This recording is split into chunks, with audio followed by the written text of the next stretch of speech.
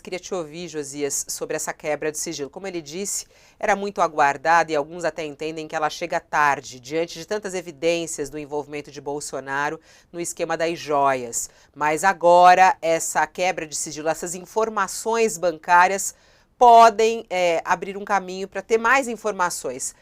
Outros dizem, mas eles só trabalham com dinheiro vivo. Será que vai ter algum rastro nas contas de Bolsonaro e Michele? Qual a tua expectativa? Ó, é preciso averiguar, né, Fabíola? Eu acho que a gente tem que entender essa providência no contexto geral. Se nós analisarmos o contexto geral, a gente percebe, Fabíola, que o circo do Bolsonaro pegou fogo. O Bolsonaro está sendo intimado pelas circunstâncias a exibir novas cartas. E ele só recorre a blefes. Vai se consolidando a percepção de que o cerco jurídico-policial coordenado pelo ministro Alexandre de Moraes, do Supremo, carbonizou o baralho do Bolsonaro. Esgotaram-se as mágicas do Bolsonaro. A sua prisão passou a ser uma questão de tempo.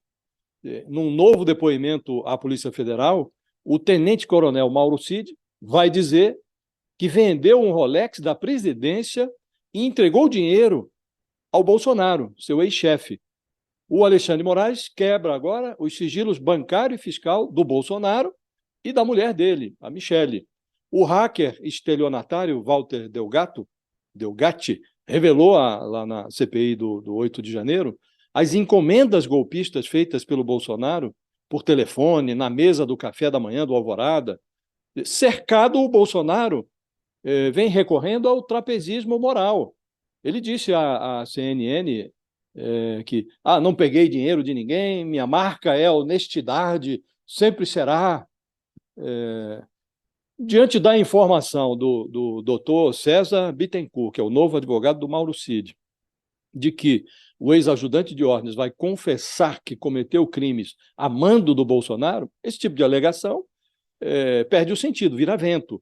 O Bolsonaro admitiu também, noutra entrevista, ter conversado com o Delgatti no Alvorada, recebeu o sujeito no Alvorada, diz que tomou café da manhã com ele, de fato, mandou o sujeito para o Ministério da Defesa para orientar lá o questionamento dos militares às urnas eletrônicas.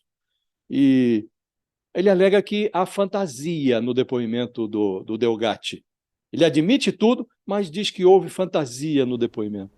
Desde que foi retirado, Fabíola, do Palácio do Planalto pelas urnas, o Bolsonaro cultiva a fantasia de que conseguiria continuar desfilando ali pela conjuntura como um engolidor de espadas invulnerável. Ele dizia que as ações no TSE dariam em nada, deram em inelegibilidade. Ele imaginava que os militares não virariam delatores. O Mauro Cid virou réu confesso, o que dá no mesmo.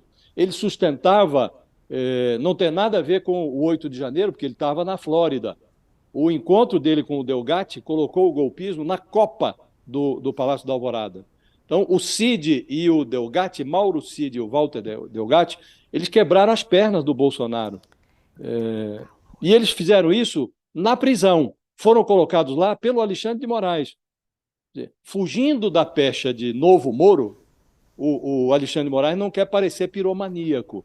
Por isso ele trabalha por hora com a hipótese de prender o Bolsonaro depois da sentença condenatória do Supremo. Mas a cadeia pode vir antes, se o Bolsonaro colocar o pé fora do Código Penal, pressionando testemunha, destruindo provas, subvertendo a ordem pública.